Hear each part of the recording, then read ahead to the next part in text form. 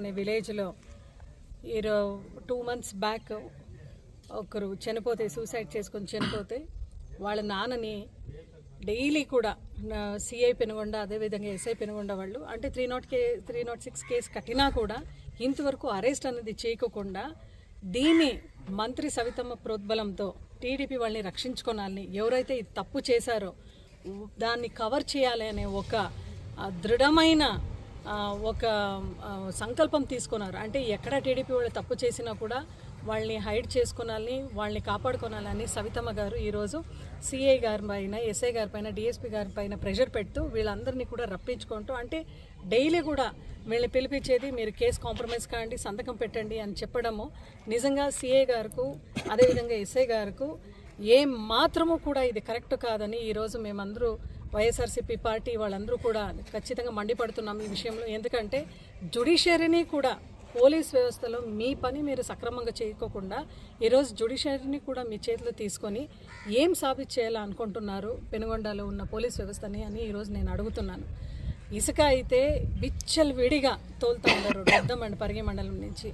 SI గారికి ఎవరికైనా police యంత్రాంగం ఫోన్ చేయాలంటే అసలు వాళ్ళు వినే పరిస్థితుల్లో లేను అన్నట్లు వాళ్ళు మాట్లాడుతున్నారు.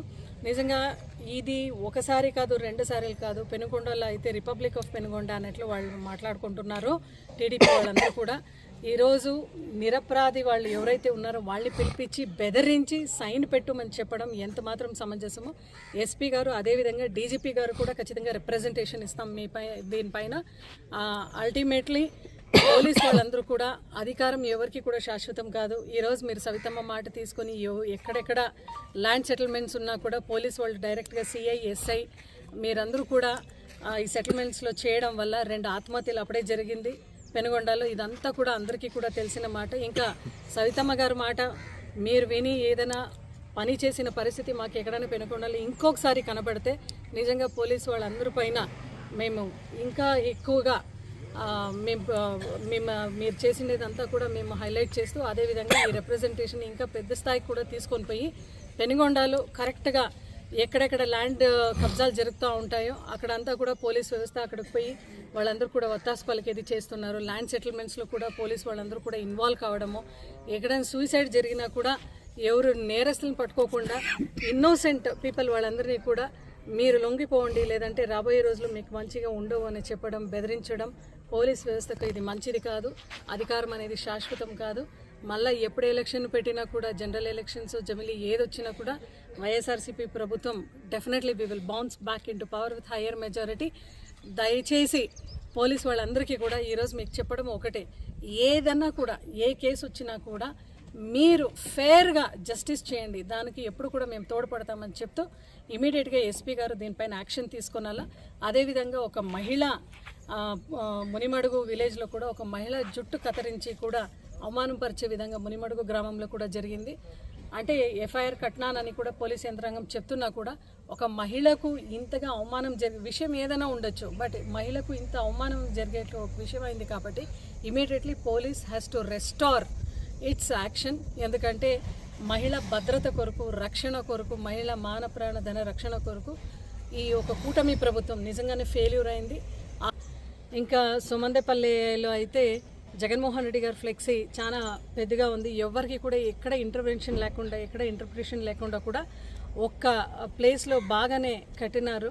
అయితే ఆ ఫ్లెక్సీని తీసేసేదానికి స్వయంగా పోలీస్ యంత్రాంగము లీడర్స్ అందరికీ కూడా ఫోన్ చేసి, ఇక్కడ మంత్రి గారు బర్త్డే ఉంది, మీరు తీసేయండి ఈ ఒక ఫ్లెక్స్, ఈ ఫ్లెక్స్ వల్ల ఎటువంటి ఆటంకులు లేవు అని మా లీడర్స్ అందరూ కూడా చెప్పి ముందుకు పోయినా కూడా పోలీస్ వాళ్ళందరూ కూడా వాళ్ళని బెదిరించి మళ్ళీ ఫ్లెక్సీని తీసేసి మీరు బర్త్డే చేసుకోవడం ఏం బాగా అని నిజంగా అందరూ కూడా ప్రజలందరూ కూడా అడుగుతున్నారు. అంటే ఏమి మనసులో ఏం బాధాకరంగా విషయం ఉంది అంటే, పోలీస్ వాళ్ళు కూడా పెనుగొండ నియోజకవర్గంలో ల్యాండ్ సెటిల్మెంట్స్ వల్ల చాలా 2 సూసైడ్ జరిగినాయి. సూసైడ్ జరిగిన కుటుంబంలో వాళ్ళని ఇన్నోసెంట్ పీపుల్ వాళ్ళందరినీ పిలిపించి మీరు రాజీ కాండి అని చెప్పడము, ఫ్లెక్సీలు ఎక్కడైనా ఉన్నా కూడా, జగన్మోహన్ రెడ్డి గారి ఫ్లెక్సీలు ఎక్కడైనా ఉన్నా కూడా దాన్ని చింపేయండి, దాని తర్వాతనే మీకు, లేదంటే రాబోయే రోజుల్లో మీ పైన కేసు పెట్టడం అని బెదిరించడము. సోషల్ మీడియాలో ఎవరైనా యాక్టివ్గా ఉంటే ఎస్ఐలే, మళ్ళీ డిఎస్పీ గారు కూడా ఒకరికి ఫోన్ చేసిన సంఘటన ఫోన్ చేసి స్వయాన డిఎస్పీ గారు ఎందుకు పెడుతున్నావు అని అడిగిన సంఘటన కూడా పెనుగొండలో జరుగుతూ ఉంది అంటే నిజంగా ఇంకా లా అండ్ ఆర్డర్ ఏ పరిస్థితిలో సత్యసాయి జిల్లాలో ఉంది.